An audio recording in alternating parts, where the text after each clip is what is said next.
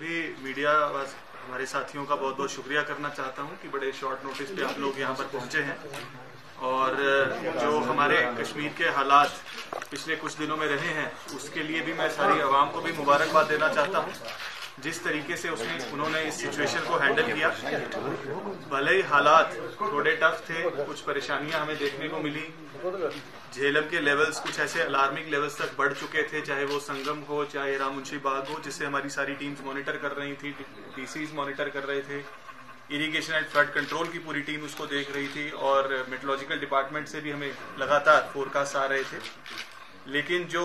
बीते कुछ दिनों में हमने समस्या को देखा तो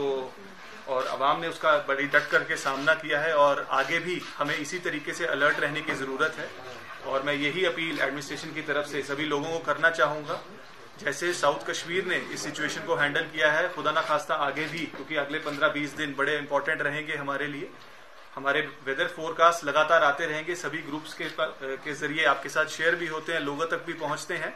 पर कई बार हम उसके ऊपर नजरअंदाजी उसके कर देते हैं और बड़े ध्यान से उसको नहीं देखते हैं।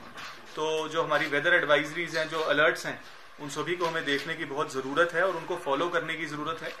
जितनी भी हमारी ट्रिब्यूटरीज हैं झेलम की, सिर्फ झेलम ही नहीं बल्कि चाहे कुलगाम के हायर साइड पे विशु नाला है या पहलगाम की तरफ लिदर है या उसकी हायर जो ट्रिब्यूटरीज हैं, उन सभी पे भी वॉच रखने की जरूरत है। और जो भी रिवर बैंक स्ट्रीम्स के आसपास लोग रहते हैं उन्हें बहुत सतर्क रहने की जरूरत है, बहुत सावधान रहने की जरूरत है। और अगले आने वाले दिनों में भी हमारी district disaster management teams ground पर रहेंगी, जिसके अंदर मजिस्ट्रेट साहिबान होंगे, पुलिस के ऑफिसरान होंगे, एसडीआरएफ की टीम होगी और इरिगेशन एंड फ्लड कंट्रोल की टीम तो होगी ही। तो ये भी जो इंटर डिपार्टमेंटल हमारी टीम्स कॉन्स्टिट्यूट हुई हैं, ये 24 घंटे राउंड द क्लॉक काम करती रहेंगी। और हमारे इसी तरीके से जो डिस्ट्रिक्ट के इमरजेंसी कंट्रोल रूम नंबर्स हैं या यूटी लेवल जो इमरजेंसी ऑपरेशन सेंटर जो हरिनिवास श्रीनगर से काम करता है, उनके नंबर्स भी सभी को वाइड स्प्रेड सर्कुलेट कर दिए गए हैं। और मैं आपसे भी अपील ये करूंगा कि सभी जगह पे, सभी इलाकों में, सभी गांवों में, दूर दराज के इलाकों में भी लोगों तक ये नंबर्स पहुंचे, ताकि उनको कभी किसी तरीके की जरूरत हो, कुछ मुश्किलात हो, तो वो हमें रीच आउट कर सके, ताकि हम भी उनकी समस्याओं को एड्रेस कर सकें। फिलहाल ये एक शॉर्ट टर्म अरेंजमेंट रहेगा अगले 15-20 एक महीने के लिए, जब तक जो है हालात या मानसून का जो सिस्टम है वो इम्प्रूव नहीं हो जाता है और रिसीड नहीं कर जाते हैं जो मानसून शावर्स हैं।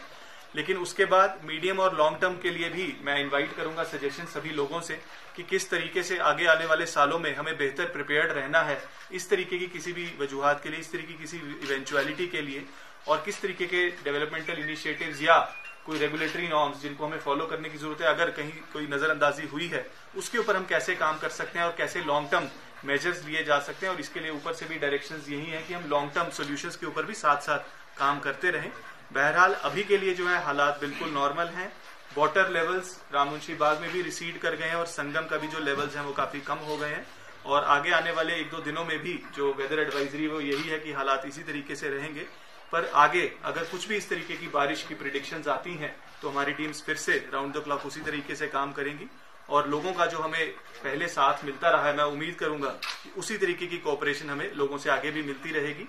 मैं अपनी सभी डिपार्टमेंटल टीम्स, हमारी irrigation flood control teams, police, SDRF और हमारी जो 15 कोर की आर्मी की टीम है, जिन्होंने भी पिछले 1-2 दिनों में बहुत अच्छा काम किया है, उनको भी मैं इस मौके पर बहुत बहुत मुबारकबाद देना चाहता हूँ।